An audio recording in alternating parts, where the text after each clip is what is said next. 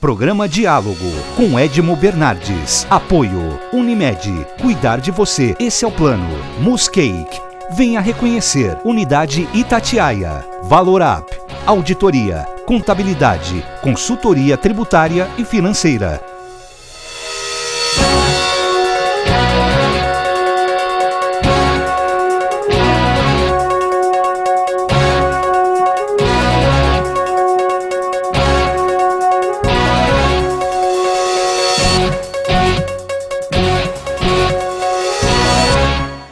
Olá, estamos iniciando mais um diálogo que é comigo e hoje com o professor José Aparecido da Silva, que é professor da Faculdade de Psicologia aqui da USP Ribeirão Preto, que está trazendo, professor, obrigado por estar aqui conosco mais uma vez, e está trazendo um estudo de estresse que está sendo realizado entre China, Irã e Brasil, e o senhor está participando diretamente disso aqui.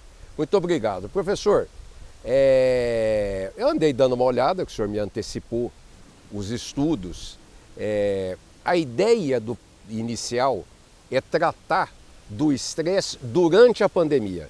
Não é nem pré e nem pós, é o chamado peritraumático. Exatamente. Esse conjunto de estudos, na realidade, é um estudo de longa duração. Nós pretendemos investigar estados mentais e em especial, ansiedade, angústia, medo, raiva e outros estados psicológicos ou reações psicológicas dessa ordem ao longo de todo o período em que persistir a pandemia. Na semana da Páscoa, exatamente, nós disparamos 2 grandes questionários. Um deles, nós procuramos focalizar o estresse peritraumático. O peritraumático significa durante a pandemia. Então, durante exatamente o pico, ou os dados indicavam que haveria um pico no estado de São Paulo, porque o estado de São Paulo tem sido o epicentro do surto da coronavírus, então nós aplicamos esse questionário. E o outro questionário foi investigar e analisar o medo, e um medo generalizado, porque as ferramentas e os métodos que nós temos tido para lidar com a pandemia são as práticas higiênicas e o isolamento. Ainda não encontramos nem vacina e nem remédio que possa curar ou prevenir o coronavírus. A coronavírus. Professor, nós começamos alguns números interessantes. A China apresenta uma similaridade entre homens e mulheres. O senhor me falou, isso aí, pelo amor de Deus, não sou eu que estou falando isso não, na pesquisa. Está correto. Né?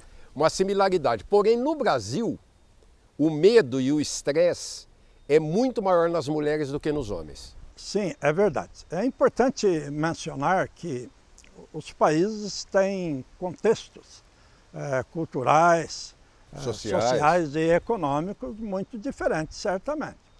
A China e também o Irã, especialmente a China, a população chinesa já experienciou em outros momentos surtos muito similares.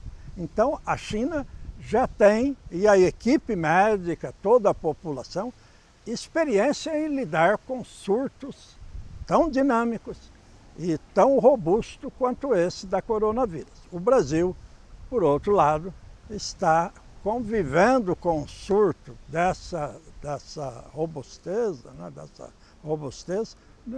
esse ano.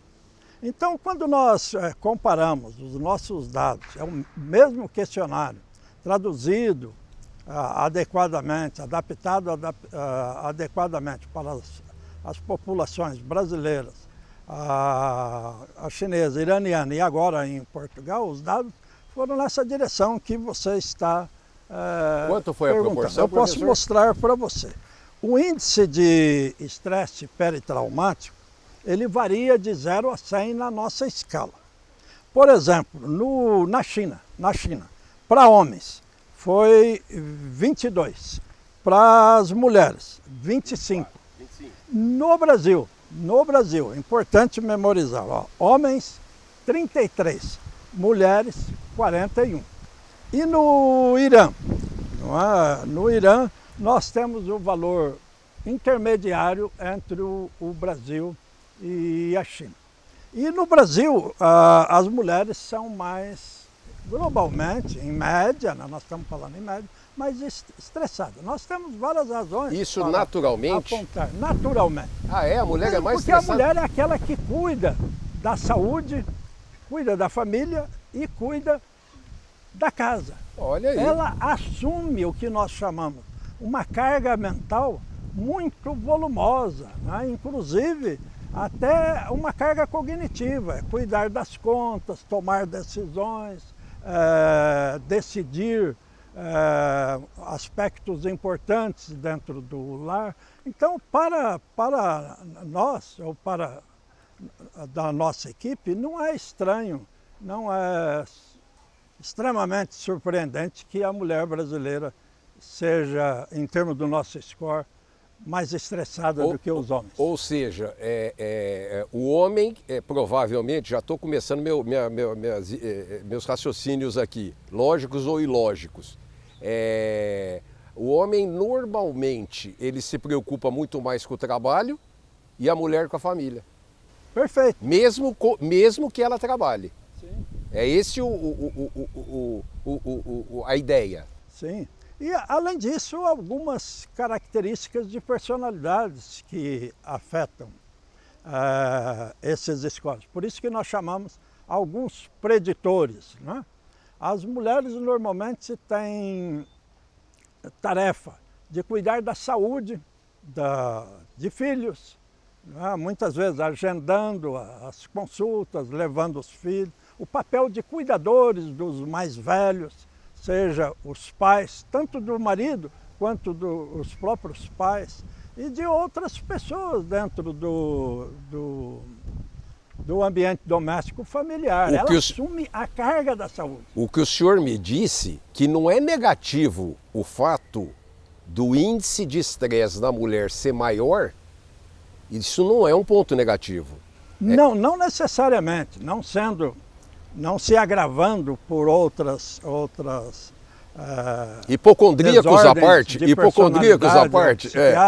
por exemplo, ansiedade, angústia, raiva, medo extremado, um nível razoável de estresse é útil para desempenhar tarefas que são requeridas em situação, em contexto de crise. Agora, entrando no nosso coronavírus, ou voltando para o nosso coronavírus, apesar de não termos saído dele, os dados nesse sentido são extremamente importantes e interessantes quando, a partir daí, se olha nos países que são capitaneados por mulheres.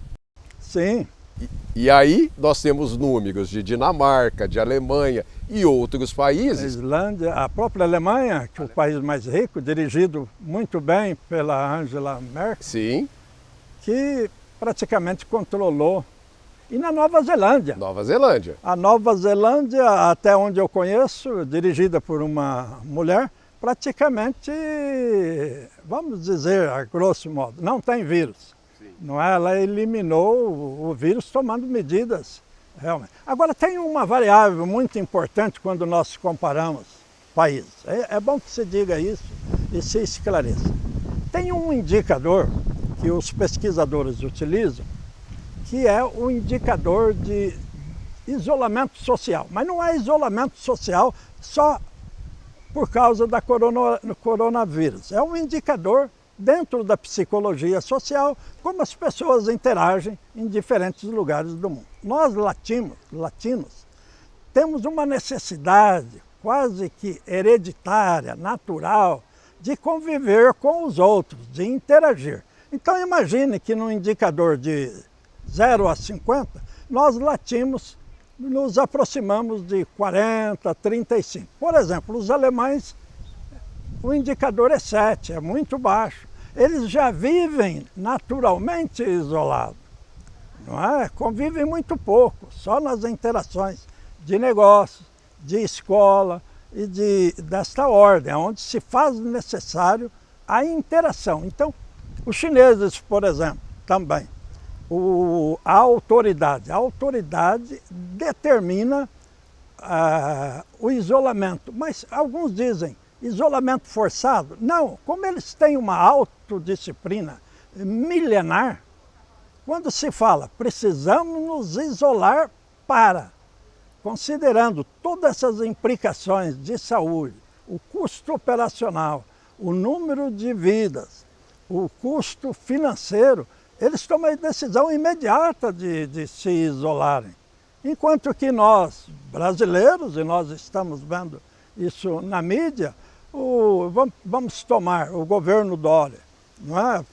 Preocupado em atingir o índice de 70%, com uma equipe magistral de pesquisadores, inclusive alguns de Ribeirão Preto, né? Dirigindo, participando da equipe. E essa equipe tem rezado substancialmente que precisamos aumentar o índice de isolamento. Aumentando-se o índice de isolamento, que é a vacina fundamental que temos. É uma vacina social. Voltamos ao começo do programa. Não temos remédio, não temos uma vacina química, biológica do negócio, voltamos ao isolamento, que é isso que o senhor está falando. É verdade. Veja, a literatura é muito curioso, porque bem antes de começar o surto ou a pandemia no Brasil, eu recebi um livro que chama-se Psicologia da Pandemia. Que é um livro de... Veja, o livro... 2008, 2009? 2019, publicado por um colega chamado Steven Taylor. Hoje ele está na Universidade de British Columbia. Mostra lá de novo pra gente, por favor. Mostro.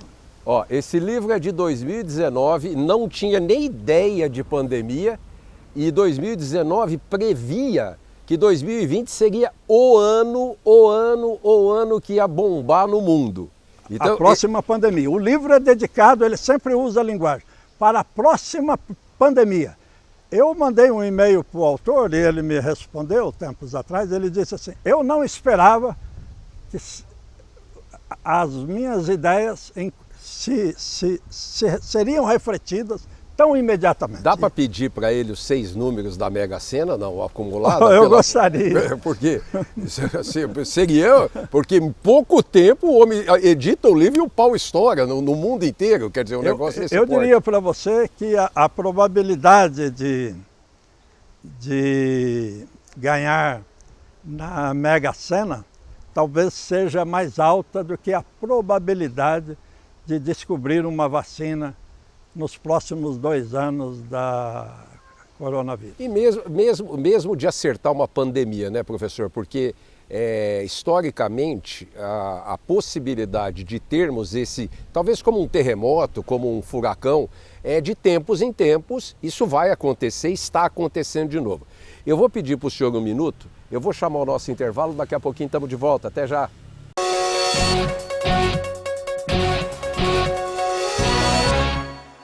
Unimed Ribeirão, o plano que abre as portas do hospital mais inovador da região, de um dos centros cirúrgicos mais seguros do país, do Centro de Cardiologia e Neurologia com tecnologia de ponta, que abre as portas de uma UTI com equipe altamente qualificada, de um avançado centro de diagnóstico, que abre as portas para uma equipe multidisciplinar, além de uma moderna hotelaria. Unimed Ribeirão, de portas abertas para você e para a saúde da sua família. Hoje eu quero aquela brusqueta de pepperoni. Eu não vejo a hora de provar o confit de pato. Ou será que peço o risoto de carne seca, hein? E eu mereço o brownie de sobremesa. Eu vou pedir a torta de chocolate com gelé de damasco. Nossa, a gente nem chegou e já tá pensando na sobremesa. O mousse cake da Itatiaia agora é My Mousse Cake. O mousse cake que você sempre amou, com tudo que você sempre pediu. 1924. O desafio está no ar. Rádio Clube. Liderança total. Detran alerta: para salvar vidas, fique em casa. Proteja a sua saúde e a de sua família. Evite sair, mesmo se for de carro. Por favor, fique em casa. Respeito à vida. Voltamos a apresentar Apoio Unimed, Muscake, Valor Up. Estamos de volta com o segundo bloco do programa. Professor, nós saímos do primeiro bloco falando do livro do colega, é americano ou inglês? Ele é canadense. Canadense. Que em 2019 ele escreveu sobre a próxima pandemia. E aí ele dizia... Ele disse o seguinte, vejam, há 4 grandes métodos que são usados para o controle ou manejar a disseminação pandêmica ou de uma infecção. O primeiro método, que eu vou falar um pouquinho daqui a pouco, é a comunicação do risco, é a educação pública, envolve a educação pública. O segundo são as terapias de vacina e antiviral. Esta não temos ainda. Nossos cientistas brilhantemente estão trabalhando no mundo 24 inteiro. horas no mundo todo. Eu tenho acompanhado a literatura, as práticas de higiene e distanciamento social. Veja você.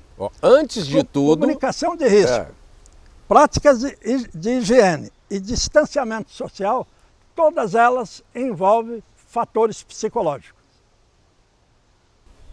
Sim.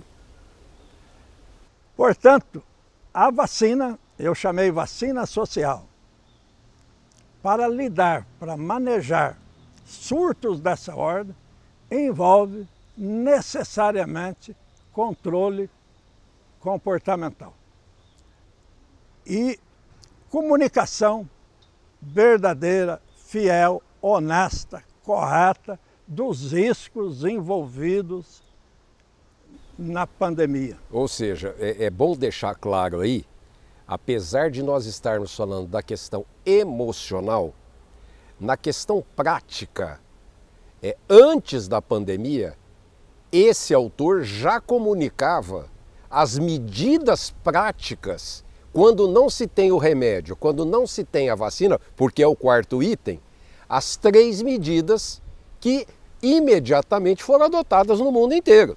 Foram, principalmente nos países, como você frisou, dirigidos pelas mulheres. Pelas grandes mulheres. Sim. E aí... Sem demagogia. Não é questão disso, é um fato. É um fato.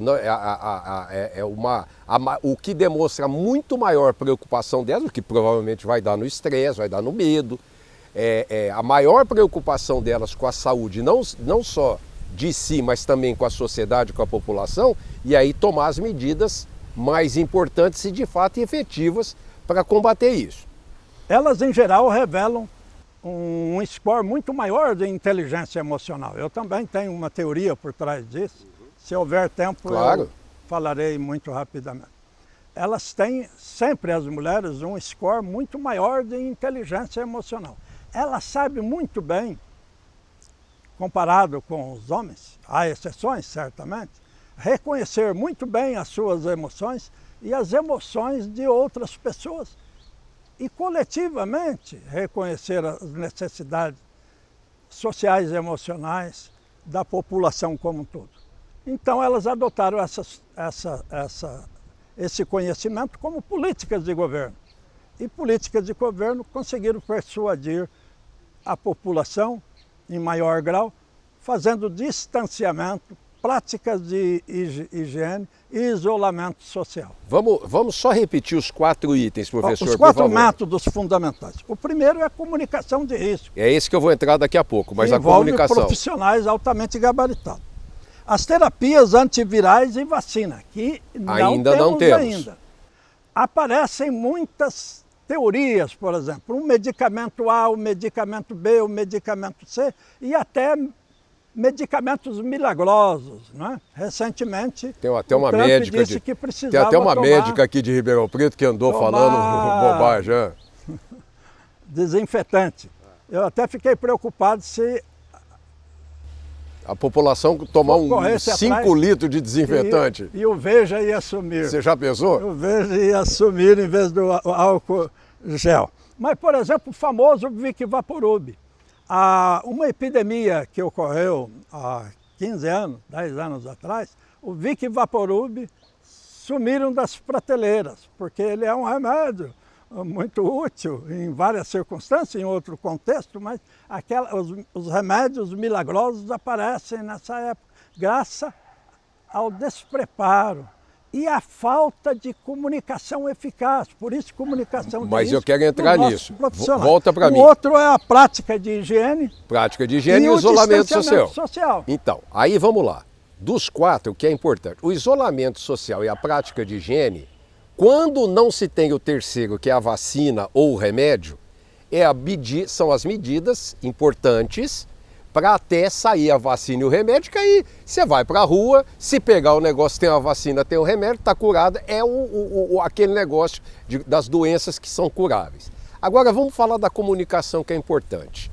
A suspeita começou lá na China da data da descoberta do caso, começou dos números fornecidos pela China, até hoje questionados aí por diversas pessoas, não por nós, né, mas questionados por diversas pessoas,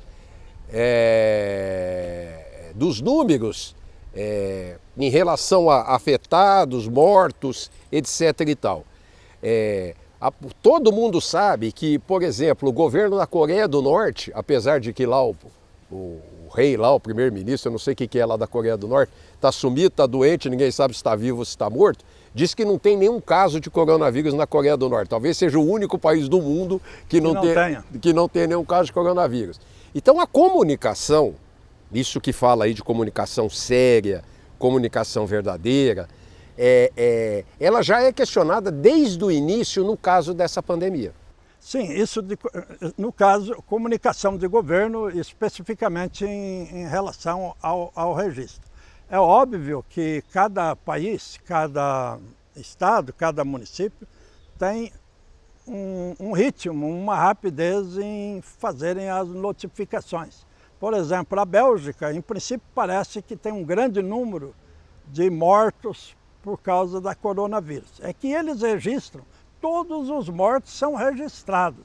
Depois é que vão separar, distinguir aqueles devido especificamente pela coronavírus e por outros tipos de gripes ou outros problemas de ordem respiratória e até outras condições clínicas que agravaram-se nesse período. Mas o importante da comunicação de risco é que ela deve ser feita por profissionais altamente capacitados naquele domínio. E faltam esses tipos de profissionais que trabalham com os dados efetivamente coletados de cada país, de cada nação, de cada estado e que comunique a natureza do problema o mais rapidamente possível, nos diga quais são as medidas preventivas que devemos tomar o mais rapidamente possível. Mas eu diria para você que um estado que está tomando decisões louváveis, honestas e muito reais tem sido o estado de São Paulo. Um estado que está passando por grandes dificuldades em relação a isso, e podemos observar claramente na televisão, é o estado do Amazonas. Você mesmo complementou. E com cenas dramáticas, não é? Emocionalmente dramáticas, não é? Mostrando lá a quantidade de mortes, comparativamente bem menor que o estado de São Paulo, mas as cenas são muito dramáticas. A população é menor, só que o Amazonas está vivendo situação de Itália, de Espanha e Inglaterra, que foi o caos e que talvez agora seja mais ou menos controlado. Professor, o senhor falou, o diretor-geral da Organização Mundial da Saúde deu uma declaração muito recente, dizendo que ele declarou a gravidade no negócio quando tinha 80 casos no mundo. Ele mesmo fez essa declaração.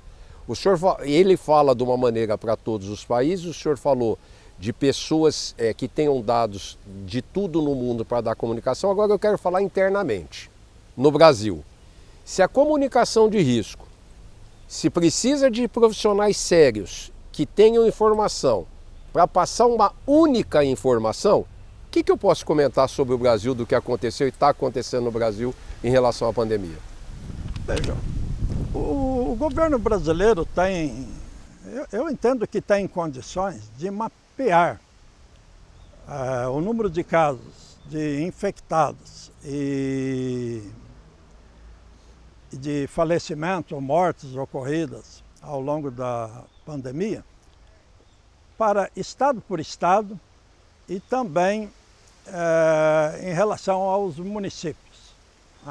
Eu não sei se tem condições, todos os estados, de fazerem isso em tempo real, porque nós podemos constatar que quando o número de casos durante feriado, sábado e domingo, aparentemente reduzido, quando chega na segunda-feira, você vê a quantidade enorme que nos assusta.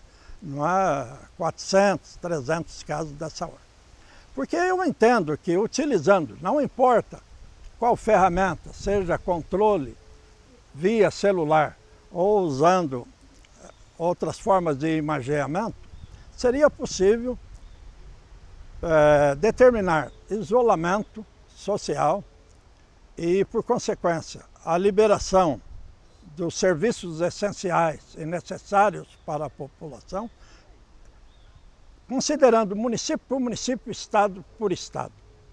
Não é? Há municípios que, com certeza, caso zero, não foi observado, não há uma situação de pânico e nem de estresse na altura que encontramos aqui no país ou no estado de São Paulo em particular. Então pode-se tomar decisões levando em conta vários indicadores daquele município e daquele estado. Não podemos tomar um indicador único. Não é? A presidência quer tomar um indicador único, quer decidir que todos têm que trabalhar. O comércio tem que funcionar, o shopping tem que funcionar, o país tem que andar, não pode parar. Extremamente incorreto. Mas faz isso por medo econômico, né? O que fatalmente prejudica nessa comunicação de risco autêntica em relação à saúde. Alguém não precisa ser um grande filósofo para dizer que o mais importante no momento é preservar o que eu chamo o capital cognitivo. O capital cognitivo chama preservar a vida, do que preservar necessariamente o capital econômico, o dinheiro. Porque com o capital cognitivo, com a inteligência que os brasileiros têm, num prazo pequeno, e tem sido assim ao longo da história de desenvolvimento econômico dessa nação e de outras nações, nós vamos recuperar. Certamente, as desigualdades vão aumentar nesse período.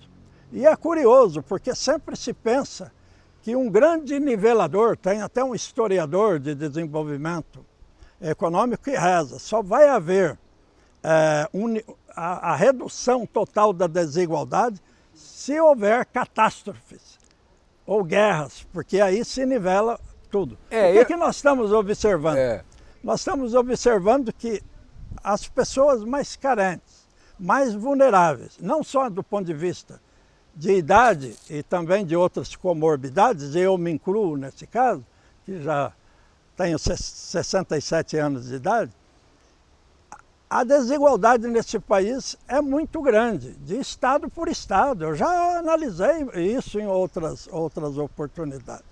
Veja, e essas desigualdades certamente induzem, né, requerem atitudes ou medidas preventivas. Que é igual para todo mundo. Práticas de higiene diferentes. População de baixa educação, com dificuldades de procurar ela própria atendimento médico. Não é que não tenha, ela não tem educação para.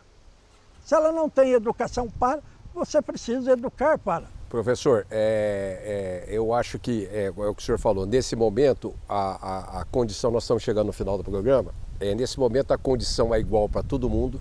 Tem que lavar as mãos, tem que ter higiene, tem que ter etc. Mas eu tenho medo na desigualdade no pós-pandemia.